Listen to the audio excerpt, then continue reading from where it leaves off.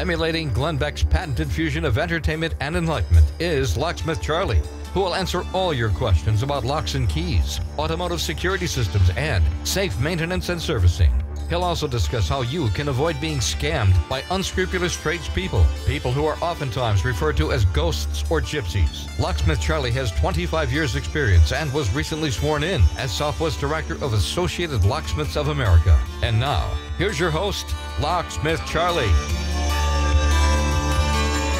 Hi, I'm Locksmith Charley, and if you need locksmith service, you can call us at any time at 602-717-5397, 602-717-KEYS. I'd like to welcome you to my show on Independent Talk Radio 1100 KFNX, and I'd like to introduce Andrew of Andrew's Lock. Hi, Charlie. How are you tonight? Same as always. Same as always. I'm Andrew with Andrew's Lock and Key. Our phone number is 480-437-4022. Again, 480-437-4022. So when you need a good locksmith, you call Andrew or me or any of the other ALOA members or SOPL members that aren't scammers. And absolutely. And you won't get ripped off. So the first thing I need to do tonight is apologize to the listeners and management here at the radio station for my poor planning. Back in February, I signed up for a free admission to a biannual expo being put on by the Master Locksmiths Association. Then a couple days after my second show, the calendar app on my phone went off saying, "Hey, stupid, you've got a couple of days to figure out how you're going to get to England now." And I ended up going to the Telford International Center and meeting a whole lot of new people and learning a lot of new things. I learned that you don't want to go anywhere near the tunnel over there that's supposed to connect England to the rest of Europe because they're having rioting over there with all the people trying to get into England from all over the world. And they had actually closed the tunnel for a day or two while I was over there. And so my side trip to Amsterdam and other places, Europe, got totally sideways and I didn't go. There's pictures on the webpage, locksmithcharley.com/KFNX, and we encourage everyone to call 602-277-5369, 277-KFNX, to talk about trips to England or Europe or any locksmith questions you might have. Back in September 20th show, I started out with a question for all the listeners.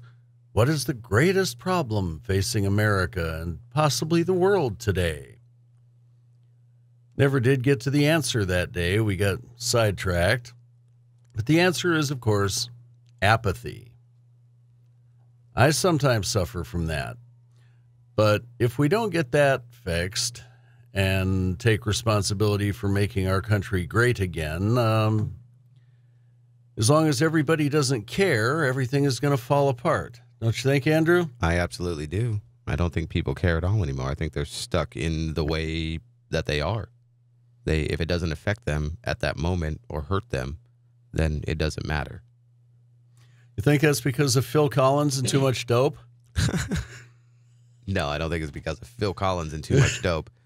I don't know why that is. I think in society now we've gotten away from actual human conversations anymore. I think we're so stuck on Facebook and other social media that that's where we live and that's how we find out our news, what's going on in the world, and what somebody else is doing. Well, tell me, in the last couple of weeks while I was off across the pond, as it were, did anybody hear anything about the rioting in France? The Not much. Hundreds or thousands of people trying to break through the fence to get into England through the trains, and a couple of them being hit by trains. Any of that come over here? Not much. Not that I was hearing or seeing. I heard a little bit about it, but not like what I saw here. Yeah, it was just insane. One of the distributors or vendors at the trade show was Warrior Door Company. And their claim to fame, among others, is all the banks and stuff that they put their doors on are protecting 38% of all of England's money. Oh, wow. And the guy that was showing the videos and doing all the talking for them had been a cop for 15 years before he was working for Warrior Door as a marketing person. And he was telling me, last place in the world you want to go anywhere near is that tunnel because, you know, it's just a big problem.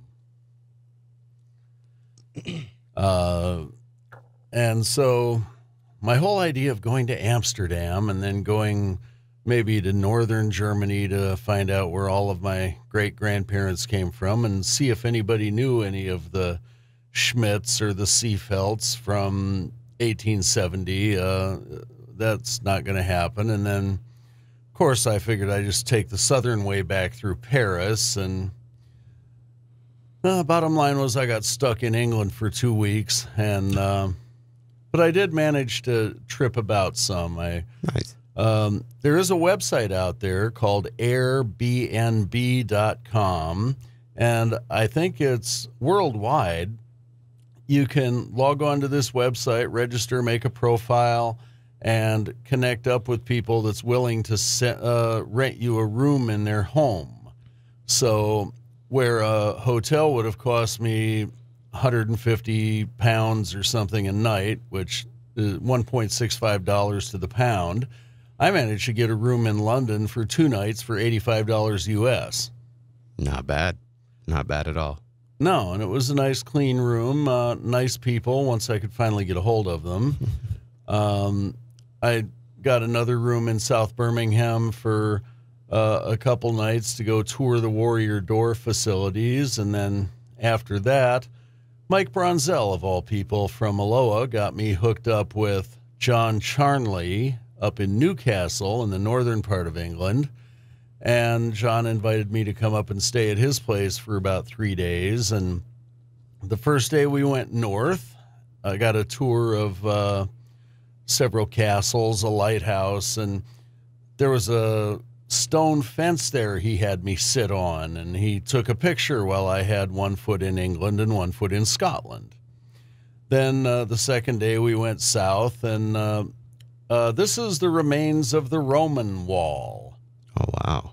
Yeah, and he told me more about English history in 2 days than I'll be able to remember. And he knew it chapter and verse. He would talk about the Wire and Telecommunications Act of 1918 and blah, blah. And, oh, wow. Oh, yeah. And, oh, that's a 19th century house. That's a 17th century house. Okay, then. Don't see that much in America anymore. Yeah. Or at all.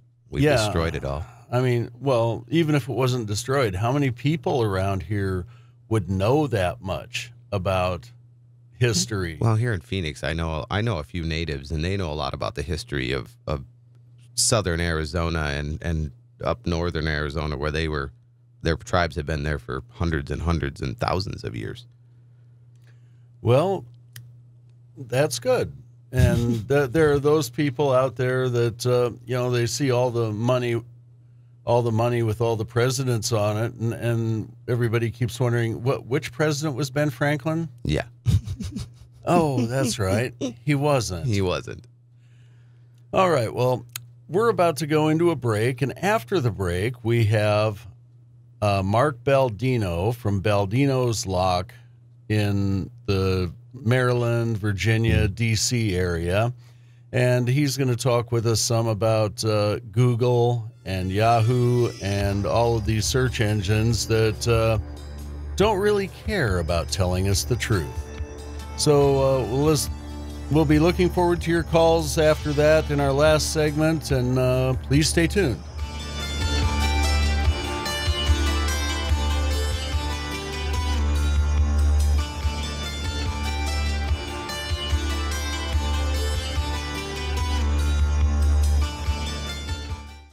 Ladies and gentlemen, we're here tonight with a very special guest, Mark Baldino of Baldino's Lock, who operates in Virginia, Maryland, and Mark, tell us where all you operate.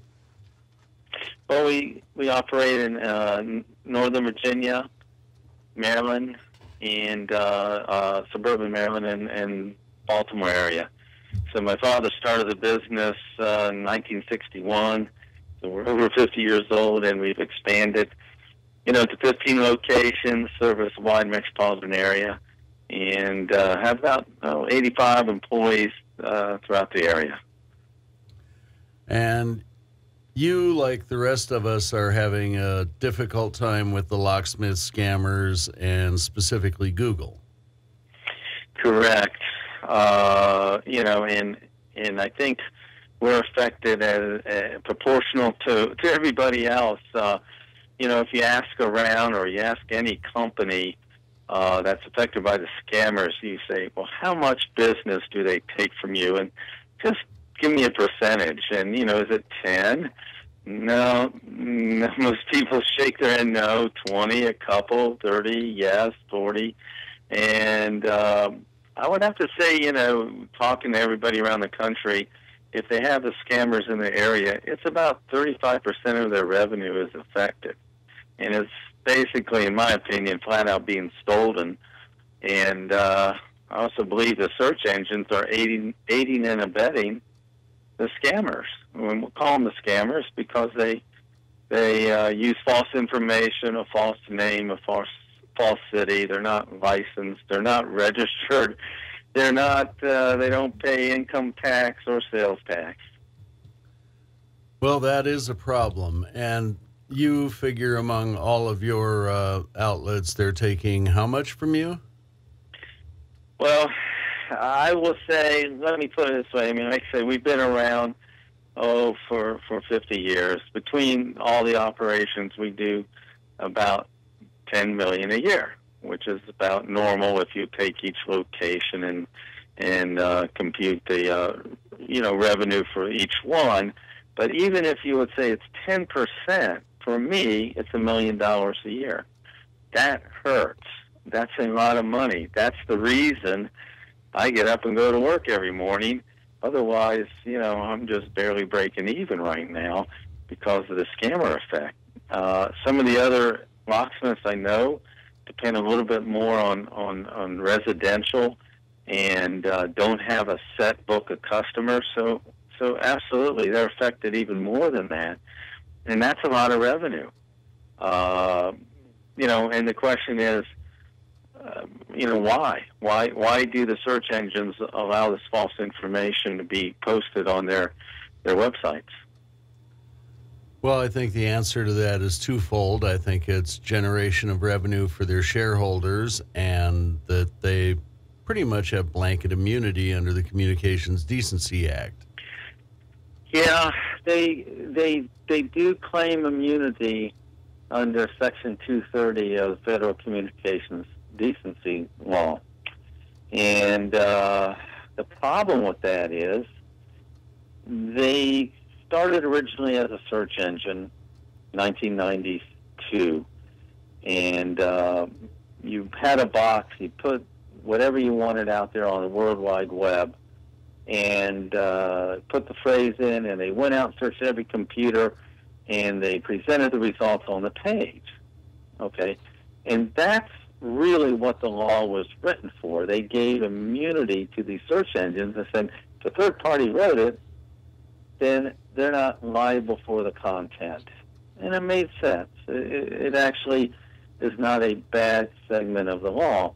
If you want to go find these guys, go find the person who's hosting it on their website or who wrote it. Okay? Well, now, Mark, go ahead. Correct me if I'm wrong here. Wasn't the Communications Decency Act originally intended to protect children from porn? That was one of the original intents. That is not protected under immunity. You're not allowed to have that in any case on any search engine, even if it's a third party. And there's a couple other exceptions also. Can't remember off the top of my head, but there's a couple in there. But for the most part, if you have an opinion about a political figure, or if you feel like the movie was terrible, or you're allowed to write about it. But here's the difference, and this is what's happened over the past 20 years, and it's completely wrong and completely illegal. The Communications Decency Act states interactive computer service. Interactive computer service would be one that searches out the whole internet and presents you with the relevant web pages from all the computers searched in the world. There is what's called information content provider, and that is written into the law. Information content provider would actually be the ones providing the information. Okay? Now, what I've alleged and what I feel like I can prove is these search engines are now the information content provider. Real simply, if you go to any of the online directories, Angie's List, Yellow Book, Super Pages, absolutely, those listings on their pages they purchased from Axiom or InfoUSA, they are on their website. It is absolutely hard-coded on their website. So they are the information content provider. Okay? What happens now with Bing or Yahoo and our favorite Google is that they also do the same thing. First of all, their maps are a integral part of Google. Nobody on earth can just put a pinpoint on maps. Google has to do it. Why? Because it's their product. So if it's their product, they're the information content provider. AdWords, all the information you get in AdWords. Many times, if you'll drill down, you'll see that there's a name and a street address in a city that's purely fictional. Well, Google doesn't really care as long as they make money and you pay the bills. So they'll post anything at all. The problem is that is their product. So it's their product. What we found in the past 6 months is a couple things. One, the search engines are both. If they're both, they are guilty. The second thing is that they have developed this information, and these are cases that are out there. I don't have them in front of me. I'm sorry, Charlie, but I can get them to you. They are cases already decided in the federal and state court systems that state if they develop the information, they are responsible for it too. That would cover AdWords. That would cover the maps. That would cover, say, Angie's List, who gives everybody in their listings a nice green, page with Angie's List and this and this and this. Even though on Angie's List it's not been reviewed by a member, and they certainly don't possess any licensing or registrations required by Angie's List to list anybody. So why do they post all this fraudulent information is a question. And of course, easy answer, money. They just want to create a lot of competition, whether it's false or true, so everybody's forced to pay to be seen. Pure and simple greed. So you filed a lawsuit or two against Google. Tell us what's happened in the trial courts and then also what's going on in the appeals courts. Well, we have filed with Google, Yellow Pages. We are currently looking really hard at Bing, Yelp, Yahoo, City Search, Yelp. Did I say Yelp? Angie's List, but all the rest. Okay, but here's what's happened. We're waiting. We're waiting for our court case. We're waiting to get a chance to go to court with a jury. The judges so far, and this is our American justice system, the judges so far have deemed our case unworthy. that we're just a bunch of crazy people arguing that Google is breaking the law, yet we cannot go to court yet to present our case. If I can go to court and present our case, I can absolutely prove what I just stated. They are an information content provider. So what's happened so far is you've gone to court in the trial court. The Google has and the others have moved for dismissal. The judges have granted the dismissals, and now you're in the appeals court waiting for the appeals court to do something. Is that correct? We are waiting for the appeals case. We have 3 judges, which should be in Richmond, Virginia. We look like December or January when one will get our chance. There's no question Google's fighting this tooth or nail. If Google were to be found guilty of being an information content provider and damaging locksmiths under the Lanham Act, and the Lanham Act is basically the business-to-business type damage. Much like slander or libel for an individual, Lanham Act means business-to-business. So Google is not allowed to hurt my business, nor can they hurt any other locksmith business out there. And of course, by posting all this fake information and not verifying it, they most certainly are doing that. And actually, the whole country should be pretty irate, because it's not just locksmiths, it's auto glass, it's carpet cleaning, plumbers, HVAC. This is being done over and over to basically every service trade out there. And Google is fighting it tooth and nail. If they were to lose, it would be worth billions to all the service companies that they have wronged. So I'm really curious to see what they say. I know they're fighting it in our under the appeals process. You both present your case. They have a firm in New York City, and their brief was over 560 pages long. You can only imagine how much money that cost them. And yet you didn't send me a copy.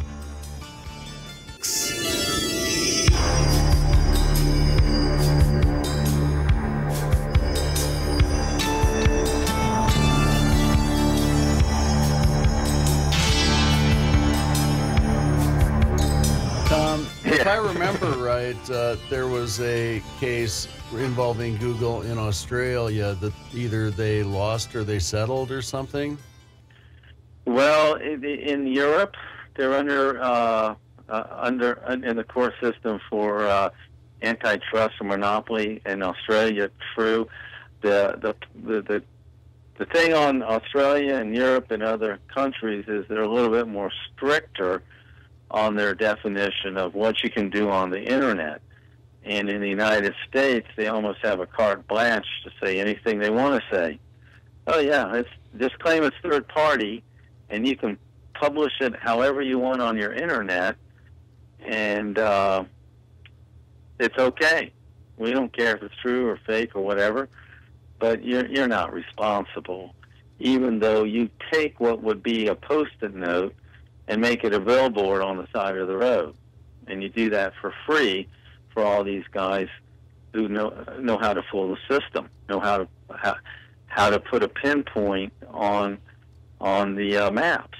And fully documented. If anybody really wants to find out how to do it, just get Brian Seeley's book on cyber fraud. And he put on over 10,000 auto glass repair locations on Google. Knows how to do it, knows all the tricks.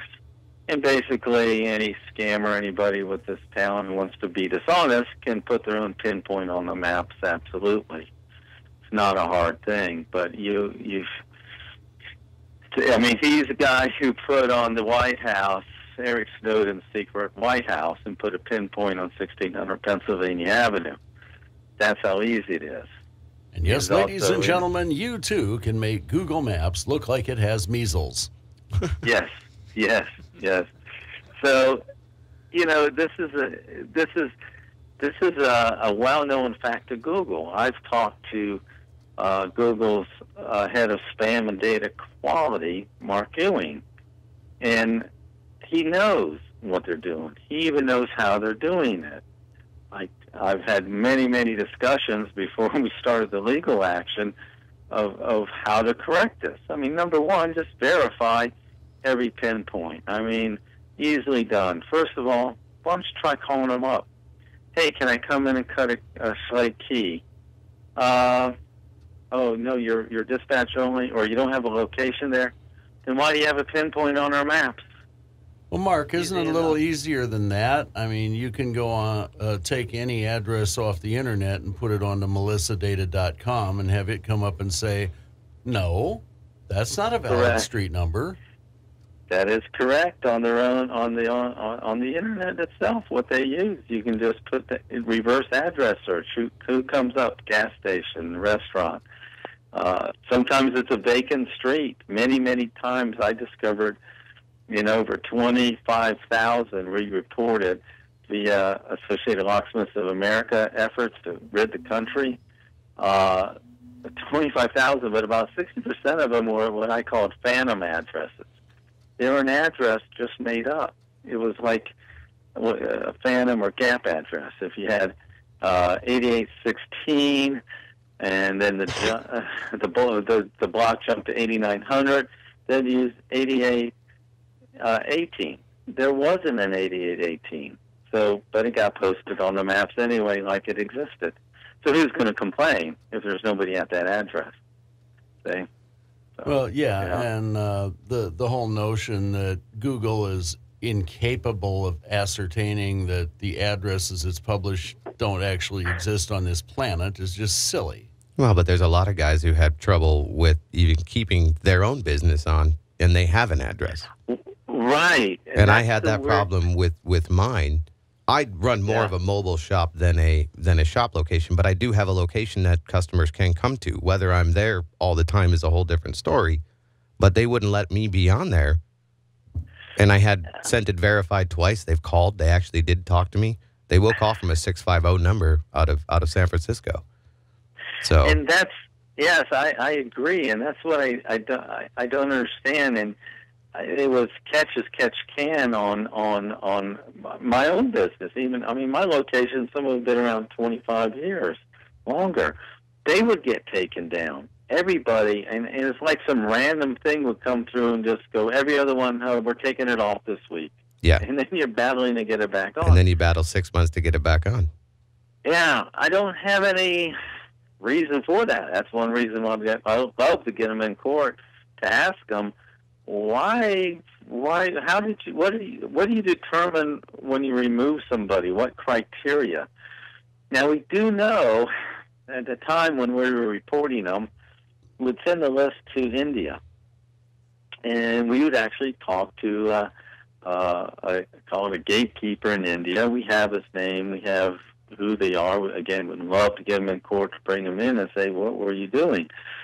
But he would get the list, and they would go through and sort of re-verify them on their own or whatever, and we'd give them reasons why they didn't exist. First of all, most of them, there's no address there that they're affiliated with.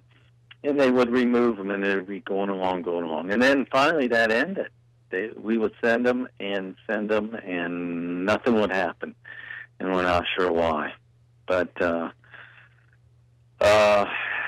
you know, like say, easily verified, easily 10 different ways. You can go on state sites, state business sites, you know, with the state tax ID identification or corporate registration, like say reverse address search. You even have, you know, the Google Street View. You can look at the shopping center with the Street View and see what was really there. So why they were so lazy, or why they made it so easy for people to place the bogus listings, I don't know. I do believe, you know, the underlying case would be somebody in the advertising department said, you know, we're not going to get anybody to pay for AdWords as long as there's 3 locksmiths, you know, in a city. So why don't we place 50 there in this the three will have to pay if they want to be seen, but along with the bogus ones, they want to pay, we'll post them too.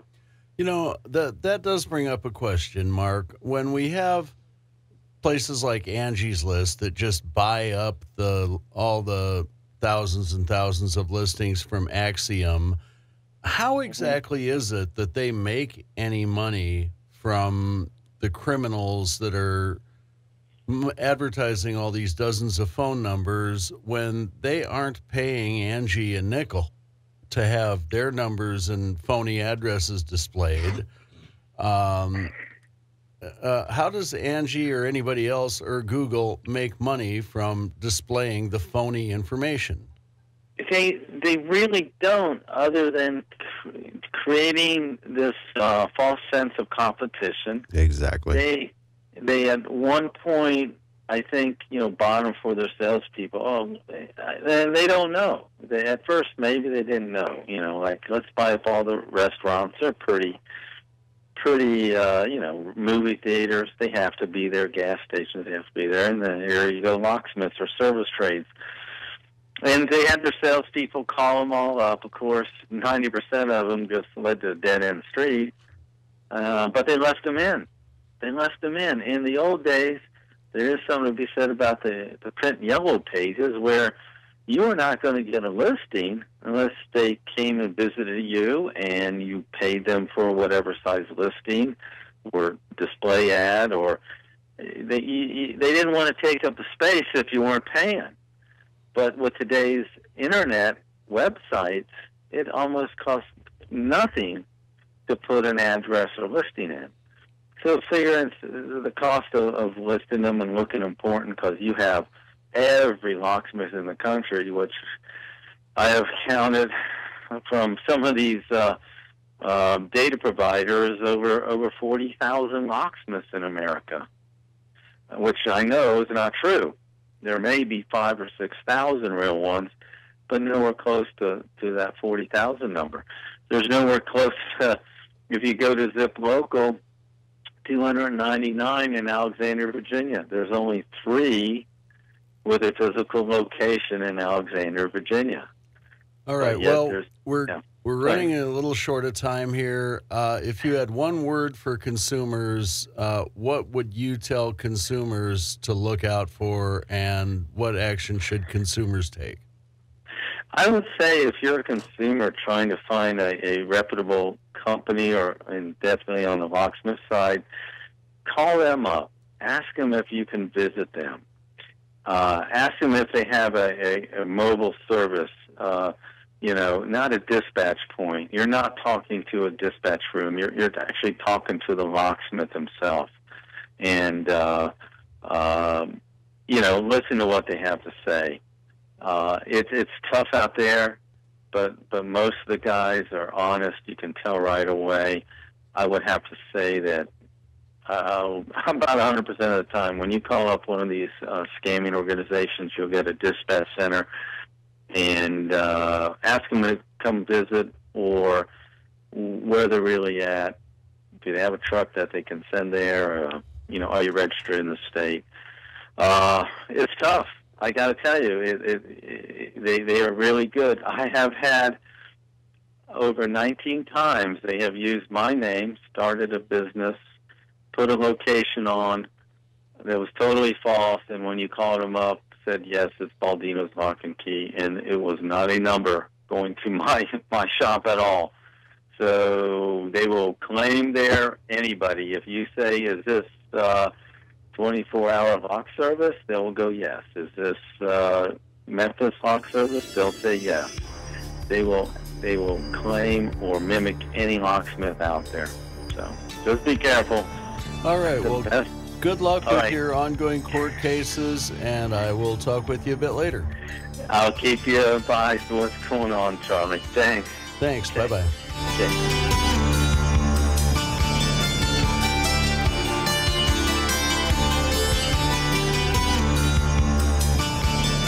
Independent Talk, 1100 KFNX.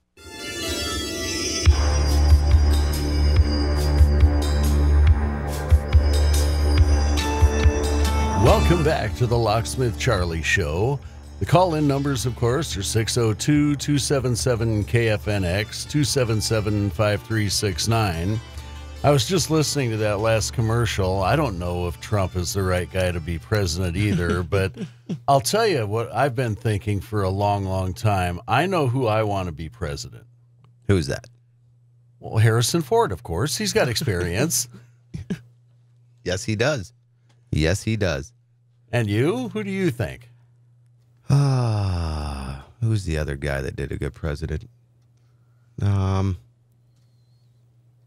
Hillary? No. Anybody but Hillary. Anybody but Hillary. We don't need another Clinton. Clearly. No. Bernie Sanders isn't too bad.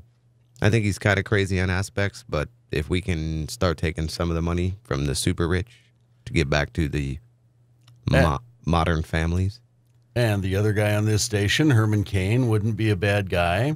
Well, yeah. Once upon a time, I voted for John McCain for president, and I think he would have been much better than Obama. But I think so as well. But when he came around for senator the last time, I thought, it's time for him to retire.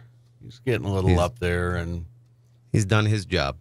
Yeah, he's done his duty. It's time for somebody else. So we're talking about locksmiths, locks and keys, scammers, trips to England. We'd very much like for any or all of you to call in and join us and tell us what you think about any of this. What have you got to think about tonight? Oh, I don't know. Let's go back to what Baldino was talking about with the whole Google thing. I don't know how to fix the problem. I know he's trying to sue them. They're starting something in San Francisco now, as well as Amazon started something now where they're offering services. It's a paid service, which no different than AdWords, but Google's supposedly doing checks and balances on those people that are allowing to do that. You still have to pay to be there, though. I was reading on a locksmith-only website that one guy decided to go out and do a call for Amazon, and apparently Amazon is interested in getting the best deal they possibly can, so they were trying reduce the price, and making it basically so whoever's going out and providing the professional services can't get a living wage out of the deal. Did you hear any of that? Or I have not heard any of that. I just recently signed up for it, so on a possibly next show, if I get a call off of it, we'll see. I still haven't been approved yet. I just filled it out yesterday, though. So they said up to 48 hours before they'll give me any answer. Oh, you signed up for Amazon? Mm-hmm. Oh, and here I thought you were signing up for the Locksmith-only website. Oh, I'm on the Locksmith-only website, I think. Which one? ClearStar? I did. Did I? I don't know if I filled out that yet or not. I've been on their website, though. I think I did. Well, you have to be signed up or you're not getting on there. Then I did do that. And you have to be in the trade because there's stuff going on there that the general public just can't know about. You and I talked about that last 2 weeks, 3 weeks ago now. And I think I've been on their website. I don't know if I finished filling out everything yet. Well, it wouldn't surprise me a bit. I keep telling a lot of people they should go on there, and a lot of times, just like here, I get completely ignored. I'm not ignoring you. I'm super busy. Just all the listeners that aren't picking up the phones and dialing the numbers. Now it's at 10 o'clock night on a Sunday night here in Phoenix. Well, it's not Saturday night when they're all out drinking. Yeah, that's true. They're all sleeping it off. Wouldn't surprise me a bit. So tell me, if you were in England and you were to walk into a store, what would you expect somebody to say to you in greeting? Hello. Or good day. It's not quite like that. No? No. And I walked into the door, and the first time somebody said this to me, they say, "Are you all right?" I'm like, do I look that bad? Do I look ill? But no, that's, are you all right? That's what they... Yeah. That's their hello? That's how can I help you in England? Oh, really? Yeah. And then when I was over at the hotel, they told me, don't go to this place right behind us because they have a reputation for bad service. No. Walk another 5 minutes down the street and go to the pub. And so I sat down at I talked to one of the girls. She said, yeah, if you sit over there, it's going to be kind of noisy. If you want something to eat, sit over at one of these tables. And I'm, okay. So I sit down at the table, I look at the menu, and I sit there and I wait. And wait. And wait. And I start getting really annoyed. I'm like, I talked to the girl. Can she not see that I'm sitting over here waiting? And so I saw another couple guys come in, and they sat down at a table, and they looked at the menu, and they get up, and they marched over to the bar, and they ordered their food and their drinks and came back with their drinks and sat down. And I'm like, oh, maybe they do things a little bit differently here.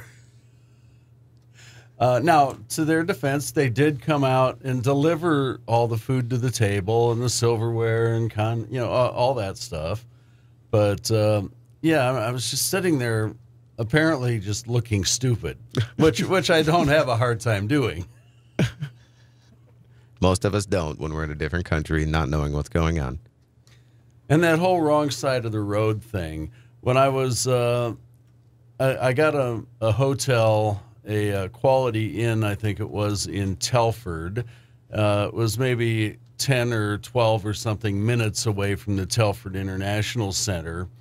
And I didn't show you this on my phone yet. It's amusing. The GPS that I paid $100 to Garmin to update had me go down the gray route, which was roundabout after roundabout after roundabout after roundabout, and go into the roundabout and take the third turn, and go into the roundabout and take the second turn. And I'm like, but the third turn looks like it's a very narrow road with a gate across it. Do I really want to turn there? Well, so the last day I'm there, I go on Google and I type in Quality Inn and Telford International, and it shows me the gray route that the GPS, and then it showed me the blue route. Take the highway. Okay, yeah, why don't I take the highway? So I figure, let me outsmart the GPS. I poked in, take me to Telford International, but instead of pushing go, I push show me routes. And so it comes up with the purple route, roundabout after roundabout after. And then comes up the second little box. Guess what that said? Freeway. No more routes. I'm sitting there, really? So I ended up having to have a chambermaid point me. Yeah, if you go up to this roundabout and then take what ends up turning to be a 90-degree right-hand turn. It's the third exit off the roundabout, but it's a 90-degree right-hand turn. Then finally the GPS decided, oh, well, I guess we could show him how to get there from here. Gotta love GPS. It drives you everywhere. Well, or nowhere. I am absolutely firmly convinced that the GPS from Garmin has been smoking way too much crack. I'd go to this place out on McDowell off Litchfield in Avondale, and it would want me to get off I-10 on Litchfield, go past McDowell, go up a half a mile or something, go left for another half a mile, go south for another half a mile, and then come back on McDowell. Why? So I could make a right-hand turn into the parking lot instead of a left-hand turn. Really? And it wastes your gas as well. Gas? How about my head? Yeah. Finite resources and your brain. And you heard it here first, ladies and gentlemen, on the Locksmith Charley Show. We'll look forward to hearing from you all again next week. And maybe we'll hear from Mike Bronzell next week. Maybe a director or two from Aloha. Who knows? Maybe that wacko Tom Lynch will call in too. Have a good night, ladies and Have gentlemen. a good night, guys.